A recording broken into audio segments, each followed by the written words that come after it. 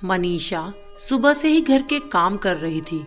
वह प्रशांत को tiffin pack करके दे चुकी थी और प्रशांत भी टिफिन लेकर बाहर निकल चुके थे। लेकिन जैसे ही वह अंदर आई तभी दरवाजे से लगातार बैल बजने की आवाज आने लगी, तो वह समझ गई कि पक्का प्रशांत ही होंगे। वह जल्दी से हाथ धुलकर दरवाजे खोलने आई। तब प्रशांत तमतमाते हुए कहने लगा, अरे मनीषा, ये क्या, दरवाजा खोलने में इतनी देर लगती है? क्या कर रही थी जो दरवाजा जल्दी से खोल न सकी? तब वह बोली, मेरे साबुन वाले हाथ थे, कपड़े धुल रही थी, इसीलिए देर लग गई। अच्छा ठीक है, मेरा मोबाइल कहाँ है? मैं भूल गया, तो तुम दे नहीं सकती थी? उसके बाद वह बोली, इतने सालों से हाथ में ही सामान देती आ रही हूँ, आप भी तो याद रखा करो। तो क्या इतना भी नहीं करोगी तुम? इतना कहकर वह कार स्टार्ट करके चला गया और ऑफिस पहुंच गया। और यहाँ मन में मनीषा को लग रहा था कि मैं क्या इनकी बात सुनने के लिए ही हूँ जो ये सुनाकर चले गए। यही सब सोच रही थी, तभी बेटा राहुल आया और बोला, मम्मी कहाँ खोई हो? पापा आए थे, फिर जली कट्टी सुना गए क्या? आप कुछ बोलती क्यों नहीं? मम्मी, मैं बचपन से देख रहा हूँ आपको, पापा से मिला ही क्या है। पहले भी आपने पापा के ताने और मार सहन की, अब और नहीं मम्मी, अब मैं बड़ा हो गया हूँ, मुझ में भी समझ आ गई है और मैं कमाने लगा हूँ। मैं छोटा था तो कमजोर था। हाँ बेटा, सब समझती हूँ, मुझे भी पता है, मैं तुम बच्चों के कारण सब सहन कर गई।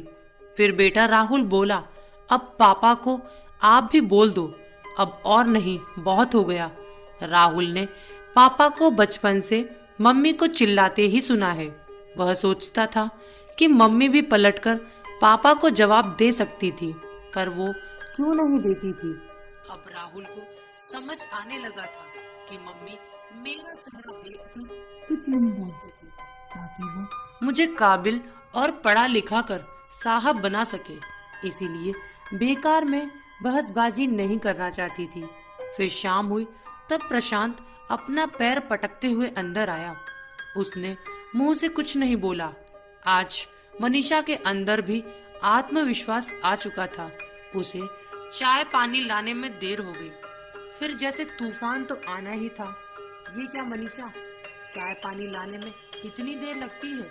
तो वह बोली, देखो तुम मुझे बिना बात पर मत चिल्लाया करो, अब मैं तुम पर निर्भर नहीं हूँ। वो मैं बच्चों के कारण उनका भविष्य देखकर चुप रहती थी, अब और नहीं सुनूंगी। तो प्रशांत अंदर से तिलमिला गया।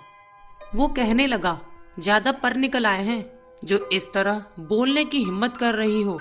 जैसे ही वह हाथ उठाने को करता है तभी राहुल आता है, पापा, और हाथ पकड़ लेता है। बस करो पापा, आखिर कब तक ये सब करोगे?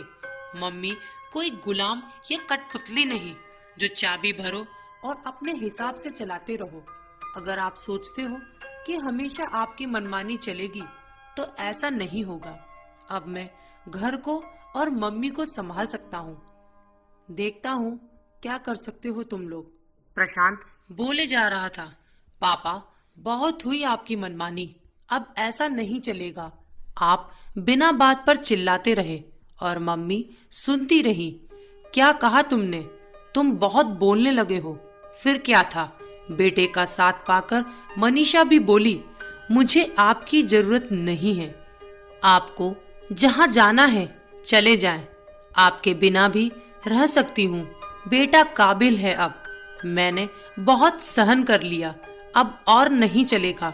इतना सुनते ही जैसे प्रशांत अंदर तक हिल गया, उसे घर में अपना वजूद खत्म होते हुए नजर आने लगा।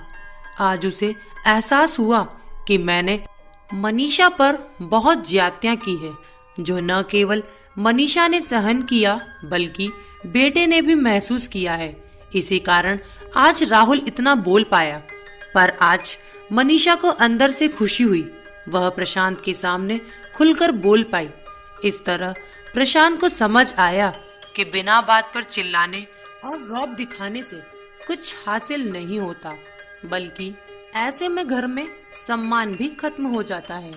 आज जो उसने अपनी बीवी और बेटे में देखा, फिर उसने शांत मन से अपने किए पर मनीषा और राहुल से गलती के लिए माफी मांगी और कहने लगा, मैंने जो तुम्हारे साथ ऐसा व्यवहार किया उसके लिए मुझे माफ कर दो।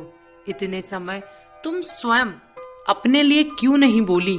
तुम सहती गई और मैं तुम पर हावी होता रहा। अब ऐसा बिल्कुल नहीं होगा। मुझे अपने किए पर पछतावा है। मुझे तुम दोनों माफ कर दो। इस तरह मनीषा खुशी खुशी रहने लगी। दोस्तों, स्वयं के लिए न बोलना कोई समस्या का समाधान नहीं होता। हम सामने वाले को अपने ऊपर हावी होने देते हैं। ये भी एक अन्याय सहन करने जैसा है। इसीलिए अपने आत्मसम्मान और स्वाभिमान की रक्षा करने के लिए खुलकर बोलना चाहिए। दोस्तों, आशा करती हूँ आपको ये हमारी कहानी पसंद आई होगी।